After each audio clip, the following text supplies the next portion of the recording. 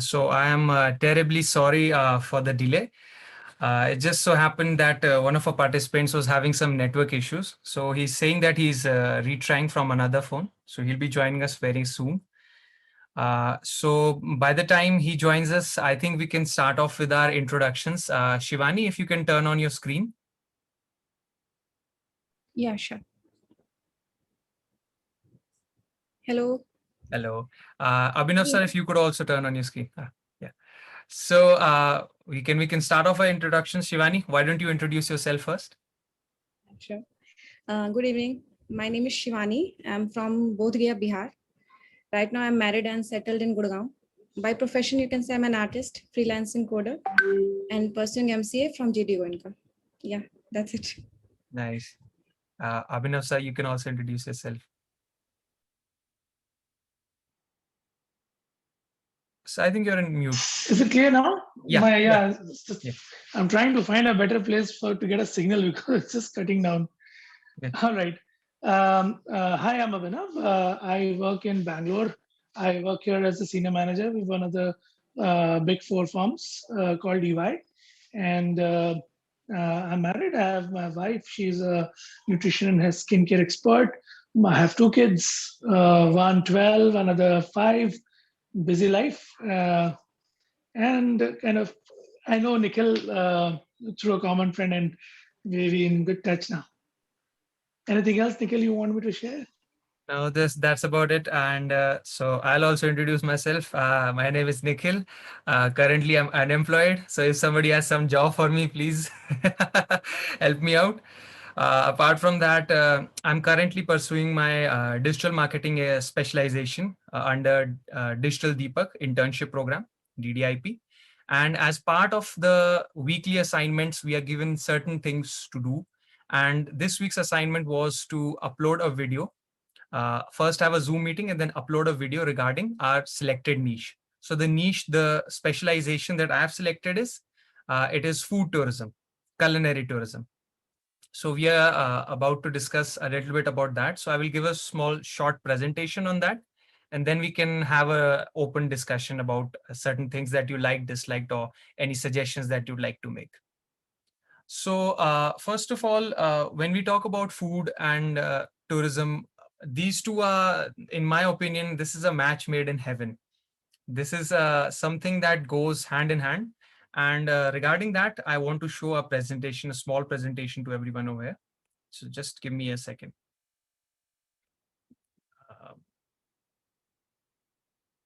Yes.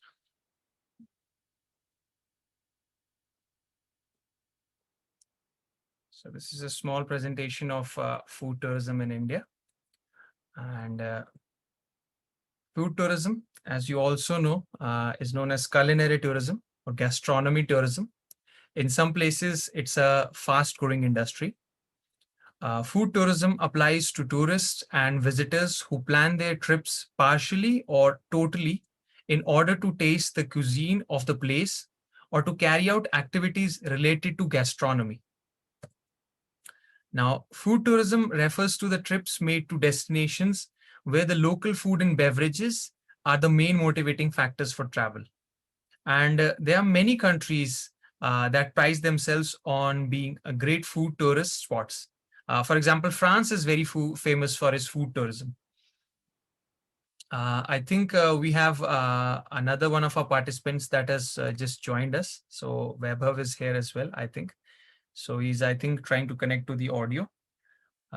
Okay, Vaibhav, am I audible to you? Yes, I can hear you. Okay, so introduce yourself to our other guest also. Can you turn on your camera for a minute?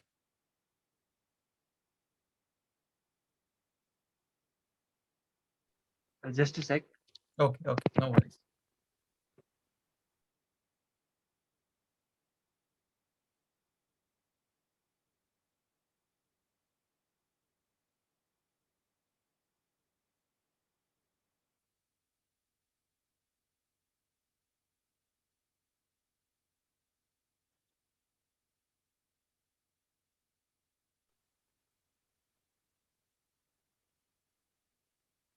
Hello, can you see me?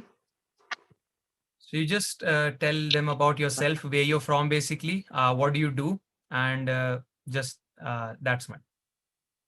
Hello everyone, my name is Vaibhav Thakur. I live in Kullu, Himachal Pradesh. I'm 20 and I just completed my graduation in BCom. Okay. That's it. So, Vaibhav, our category of discussion, a point of discussion today is food tourism in India. So I'm giving a small presentation on that. After that, we can have a small discussion as well. Okay. So now I'll continue. So can I now turn off my camera? Yeah, if you want to, it's totally. Okay. So as I was saying, food tourism refers to the trips made to destinations where the local food and beverages are the main motivating factors for travel. There are many countries that prize themselves on being great food tourist spots, like France. And food tourism plays a major part in the contemporary experience economy. Food is a key part of all cultures, a major element of global intangible heritage, and an increasingly important attraction to tourists. Uh, the linkages between food and tourism also provide a platform for local economic development, and food experience helps to brand and market destinations as well as supporting the local cultures that is so attractive to tourists. Food, it provides a basis for tourism experiences by linking culture and tourism, developing the meal experience, producing distinctive foods, developing the critical infrastructure for food production and consumption, and also by supporting the local culture. In fact, food tourism has been shown to enhance a destination's value. Uh, it helps to find the regional distinctiveness necessary to differentiate from other tourist destinations also. And food tourism helps generate additional economic opportunity to local growers or processors. It enhances a tourism destination's offerings. And obviously, it will provide a venue to promote and distribute locally produced goods and value added products. It provides tourists with local cultural experiences that they seek, because in order to experience any place's local culture, unique culture, you got to experience its food, right? So you can understand food tourism in India by the definition of the desire to experience a particular type of food or products related to that of a specific region.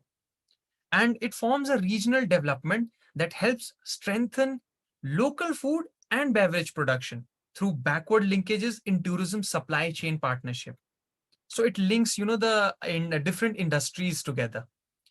It provides new opportunity to promote and distribute while providing an enhanced visitor experience through the expression of community identity and cultural distinctiveness. When you come to India, the market for culinary tourism to India is growing as the country's culinary traditions continue to garner increasing international attention. Cooking classes, both formal and included in homestays, are a favorite activity among many foreign visitors today. India's broad culinary culture reflects the influences of South Asian, Central Asian, Middle Eastern, and even Persian cultures.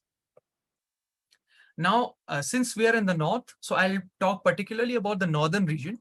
In the northern region of India, flatbreads such as roti, puri, chapati, parantha are frequently accompanied by tandoori or oven clay baked dishes, tandoori items. And then we have a northern India's is also recognized as some of the world's finest vegetarian cuisine, resulting in part from the religious influence of the Vaishnav Hindus in the region. And wheat is more common in the northern region than throughout much of the rest of the country. Food tourism, we have to understand, is an expression of culture, of a form of regional heritage. It supports the enhancement of the tourist experience. It creates backward linkages in the food supply chain, and it supports the socio-economic growth of rural regions. A region like a Bangalore or Mumbai or Delhi or Gurgaon is earning through different industries. It may have tourism, it may have IT industries, it may have production industries, many types of things are there. But for small local rural areas where large industries are not possible, food tourism becomes even more important, and it becomes a vital cog in the economic chain of that region. You can do a lot of things. You can do a lot of things when it comes to food tourism. You can have farm tours, you can have gardening tours, you can have nursery tours, you can do fishing, you can go for hunting, you can have yak riding, horse riding, pony rides, you can have agricultural exhibits, you can try exotic foods, you can even have different types of food and beverages. You can go to farm shops and buy some of the locally produced farm goods. Simply put, the practice of exploratory eating, especially those instances in which we eat unfamiliar foods or participate in new food customs as a way of encountering, learning, or understanding other places and cultures, is food tourism. Example, you go to certain places and you taste different types of cheese or wine, or you join cooking classes, or you go to farms or orchards and you go apple picking or picking other fruits, or you can experience local restaurants. Culinary tourism occurs when visitors seek to experience cuisine and a culture together.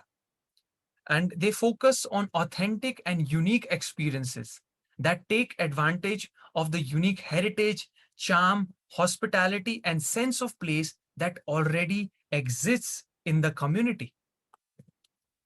And food tourism also has an economic impact. Like I said, food tourism is very important to the local economy of that place. It increases employment in rural areas. It reduces migration from rural to urban areas. It reduces economic leakages. It also has certain environmental impacts. Its environmental impacts are also there because it helps in preservation of open space and agricultural areas. In bigger cities or in places near bigger cities where there is more demand for food, quality is often overlooked in place of quantity. So what happens is they are mass produced foods, and certain things are, when produced in mass quantity, are not of that good quality. They may not be that nutritious or healthy. But when you look at the environmental impact and you're traveling to a region and you eat the locally sourced, locally grown food, it is very less likely to have, bad impacts of, certain pesticides or chemicals or being forced to grow faster. In fact, it'll be better for the environment if more and more people participate in environmental aspect of tourism as well. It respects the carrying capacity of natural ecosystems. And it also helps in the reduction of waste, which is often recycled into the farms and orchards production process. It even supports alternative or specialized production systems. Example, free range or pasture grazing. Now, in bigger cities, when you have to supply meat, the farm animals like your goats, your cattle, will have to be fed more feed, more grass. Your chicken would have to be fed more feed. In free range or pastures, they will graze the natural in the natural environment. So they will not be force fed such unhealthy foods, which will in turn have less of a bad impact on us also. And you can also have organic farms and eco-friendly farms. So this is also an added bonus to us. Now, moving forward, it has social impacts like environmental, it has social impacts also. Food is an expression of culture, right? So flavors developed throughout history are based on local environmental and historical trade routes and settlements of the people in that region. Food is an important component of local religious practices and celebrations. The Durga Puja in Bengal, the Ganesh Chaturthi in Maharashtra, the Dashera of Kullu Manali, all these places have a distinct cultural impact, and they have different types of foods and different types of experiences. Now, it does come with its set of challenges as well. It helps in encouraging wider use and better promotion of locally produced food. It also helps in identifying and accessing tourism markets, and also helps in gaining knowledge about tourism markets and tourism data, because most of the tourism data is fragmented and not well maintained also. Now, building a destination brand based on local food production or food service establishment is also important. It helps in collaboration in creating a better network between regions and groups. For example, food producers, your producers of food, your farmers, your agriculturists, and the hospitality sector, they can, cooperate with each other, helping and benefiting each other. Accessing the best practices and knowledge from around the country. One trick or one method of growing food faster or preserving food, for example, there is a method of warehousing and storing food for longer period of time in cold storages without using any direct technology, such as without the use of electricity, making natural cold storages, which is being practiced these days in Bihar. That can also be used in other parts of the country. This is a small example where one person's innovation can benefit others also. So there are many such examples. There are places in Kerala which are very famous for tea picking. People go to pick tea in tea gardens. This can also be changed into apple picking in Himachal Pradesh. So there are many things that works in one region that can be innovated and remodeled to work in another region also. There are some other challenges also. Tourism has led the charge in innovation due to its elevated importance in rural growth policies. Major regions, big cities have many things that are responsible for their growth. But in smaller regions, tourism has a bigger chunk, bigger say in developing the local economy. Some places are tourist-based economies like Kullu Manali, Shimla. These are tourist-based towns. There's also an emphasis that the emphasis has shifted away from the sectorally based towards the territorial based development. And the unification of food and tourism requires the cooperation of distinctively different institutions.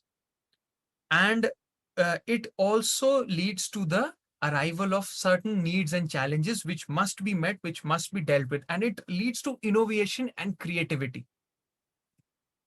So, why should you consider food tourism? This is something that after this presentation comes to a pause, comes to a halt. This is something that I will also ask from my panelists, from my participants. Why consider food tourism? Well, food is one of the major tourism activities. Most of the tourism expenditures are on food and drinks. Tourists are considered to be less sensitive to food prices. See, if I'm a person who's going to have food at a restaurant and I'm a local person, I'm very likely to have some good food, know where the good food is, but also know where the food is present at a reasonable or affordable price, or at least bargain to buy certain food items at a good price. A tourist, on the other hand, has already spent good amount of money to come to a place. They are very less likely to haggle or argue about prices. So this will actually boost the local economy because they can charge just a little extra and earn just a little extra for their pockets. Food is considered a vital component in the quality of a tourism experience as well. In fact, most of the part of a tourism experience comes from food itself. When you travel to a place, you want to see new places, experience new experiences, and eat new things, interesting new things. And the product is the basis of food tourism. So the product needs to be good. And so the product over here is our food tourism industry, good quality food tourism industry. So what's next? What's next is we will discuss now about the impact that we can have together in this food tourism industry. And we will also discuss what is in the future for our food channel, onetriphimachal.com, which is my blog and also my YouTube channel. And I'll also be adding you guys to a Facebook group by that name so that we can share our ideas, throw around ideas, and that may help one day in establishing this business properly. So I thank you all for your patient listening, and I'd request you all to turn your cameras on so that we can have perhaps a few discussion points. and perhaps throw a few ideas at each other. Perhaps you guys can let me know what things you guys liked about the presentation, and also what are your ideas? What are some unique ideas that you can suggest when it comes to food tourism? Uh, Vaibhav, can you also turn on your camera? Sure. Thank you so much, everyone, for your patient listening. So first of all, Abhinav sir, what are your thoughts? Well thought of presentation, and I think you have done quite a good research about it. And it's kind of a new understanding that you can also uh, promote a tourism which is very near to us, which all of us can contribute to. Because, like you said, locally we could be in different locations, but if a food tourism can also be an attraction to that location, it adds on to the experience of a traveler. And and food is something which is varied in Bangalore, in India, all around India, where you can. It's not the same anywhere. So I think. This could be a good industry to venture into and also contribute to. That's what my couple of first few thoughts that I could gather from this, Nikhil. Exactly. And one of the good things is in this industry, you're both a consumer and a producer. When I visit Bangalore, Abhinav sir is the producer. He is my host. So I am adding to his city's local economy. And when sir visits Manali, I am the host. Now sir is the consumer, and now I am being helped. Similarly, if I go to Bodh Gaya and I am munching down on a delicious plate of litti chokha and along with some dessert, some delicious anarsha, then Shivani's district's local economy will be helped. And similarly, if Vaibhav is traveling to Shimla or he's traveling to Delhi, then Delhi is very famous for, Paranthe Wali Gali or chaat and, the momos, and these things are very famous in Delhi. So this way, people over here become both producers and consumers. So this is very good. It helps each other, and it also helps in passing ideas to each other. And passing of these ideas helps overall improve and increase the quality, because this also leads to healthy competition. So Shivani, you're up next. What are your thoughts? Yeah, I liked it. A very good presentation to go through on food tourism. I have just a small question. Okay. You have presented a very good topic on food tourism. So, what are your suggestions to make a food destination attractive? Just a small tips. Yeah. So if you ask me, if I were making a food tourism, if I were planning a food tour to my customer in my itinerary, I would show that they would visit a place, and then every day they will experience and go to a place, but some amount of food experience will also be attached. For example, they come to Kullu Manali. The first day, obviously, they rest. The next day, they visit a temple, and then they go to this famous local dhaba and experience the special rajma curry of that place. Then the next day, they go to another beautiful palace or an old castle in the town that belong to the king, learn about the history, that experience. And nearby, there are some local orchards. They can go apple picking. Now they can pick their own apples and then bring us to our camp, wherever they are staying, the homestay, and we can have some sweet dish made out of apples that they just picked. So now the experience is enhanced. Instead of being served everything, since you have been made to work for something, even by a little bit, you feel involved, and that experience becomes unforgettable. And this is one of the reasons why the Incredible India tourism platform named Himachal Pradesh as Unforgettable Himachal. I think it suits Himachal Pradesh perfectly well. So it suits Himachal Pradesh perfectly well that the state is called Unforgettable Himachal. So when people visit, I want it to be an unforgettable experience. Each day should have something. Then you go to Solang Valley, you go for paragliding, you go for rafting. Now you're quite hungry because you've done some adventure sports. Now your belly's roaring with hunger. Now you have some delicious locally made soup. Some are non-vegetarians, so there's some delicious mutton soup. For vegetarians, there are the vegetarian options available. So now they will enjoy that as well. in the cold, now you're having some hot soup. What better experience than that, along with some fine momos and delicious chili chutney. So that is the sort of experience I would like to build. And that is something that people will also remember. And this is something that will bring people back to the place. Remember, the purpose of tourism is not just to bring a person once, but to make that person remember that experience and make him yearn to come back again. This is how the economy works. Or at least word of mouth travels that, this was a very good experience. We did this and we did that. And then we ate this and then we had that.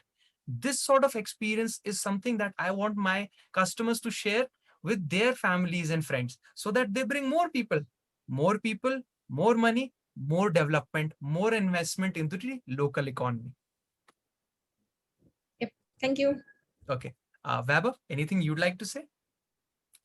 I'd like to, overall, the presentation was quite informative and knowledgeable. But since we are talking about the food industry, so it's nearly impossible to not mention the street food industry. Absolutely. So as you earlier stated that since you would go to Bodh Gaya or wherever, the host would take you. So how often are the chances that someone would take you to a thela, more lavish and more decorative restaurant? Yeah. Since we're talking about the street food, so what are your views that how can we Absolutely. encourage When a street food tour foods and experience comes, you must experience the good and the not so appealing looking. I wouldn't say the bad, because no experiences are bad experiences. They're all experiences. When you go to a town in like Kullu, there are some very good hotels and restaurants, but there are also some very nice dhabas and street food vendors. What happens with this is you're helping both types of economies. And what it does is, if you organize a food tour properly, there will be days when you're in the town, when you're in main part of the town, where you can visit some of the higher end restaurants. And when you're traveling on the outskirts or some special location like Solang Valley, you won't find many big restaurants over there. So if you're over there, you will go to a small street food vendor. Similarly, if I'm in Bangalore, I would go to, on the first day or the one of the main days, I would go to some of the bigger hotels or whichever the main attraction is. But then there will also be some food courts or some very famous streets that are famous for their street food. So I will ask my local guide to take me there also, because the local street food is so intertwined with the local culture. It speaks volumes about what the local culture is really about. Okay. Okay. Thank you so much, Vaibhav, for that question. Anything else anyone would like to add, some suggestion that you think that you can add to this and we can perhaps even improve upon it?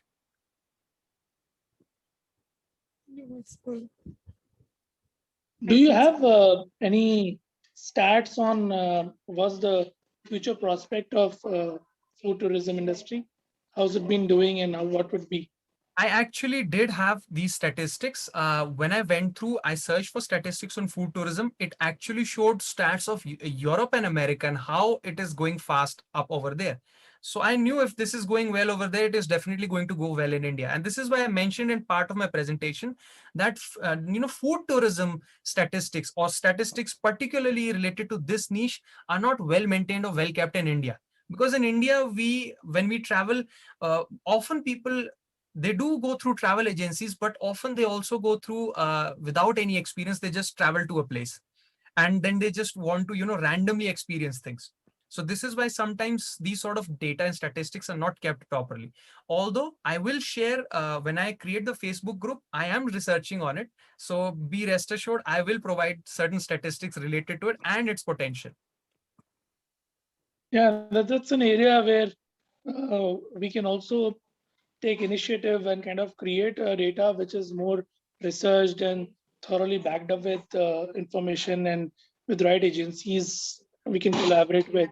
And I think it would be one of the go-to market or go-to data for many agencies or many people in the future too.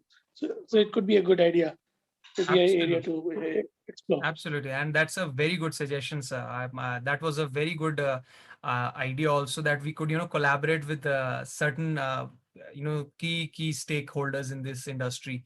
And you never know who might turn out to be a stakeholder. You might be thinking, okay, maybe only the hotel industry and the farmers. But hey, the transportation also comes in the middle, right? So they're also stakeholders into this. And then there are also your local street vendors, but also the security and the police come into this, because when people feel safe and secure in a place, they like to travel to a place over and over again, right? There are certain places which are difficult to reach because of environmental factors, like due to incessant rains. A lot of places in India are flooded these days, or during the cold months, people don't like to travel to certain places, or during the summer season, there are certain places that people would avoid. So even the even the weather department, the local climate and weather, even having knowledge about that can help us improve upon these things. So yeah, these stats and these factors will be looked upon, and certainly when I make that small Facebook group, I'll start off small, but definitely all these factors will be looked into. Okay, so anything else? No, thank you. It was good. Okay, thank you so much. Thank you so much, Shivani, Abhinav sir, Vaibhav. I really appreciate your time coming out here and supporting me in this assignment. And hopefully we can make something productive out of this. And next time when we talk to each other, when we ever have a conversation again, a meeting again, I will have even more valuable information and valuable inputs to add to our conversation today. So Please create some groups and connect us. We all yeah, can definitely. share our Some ideas. Telegram groups or Facebook groups I'll definitely create. Okay. Thank you so much, Great everyone. job, Nikhil. Thank you. Thank Thank you, Have a sir. good Sunday. Thank you. You too. Have a good Sunday, everyone. Thank you very much. Okay. Keep up the good work. Bye-bye. Bye. Bye.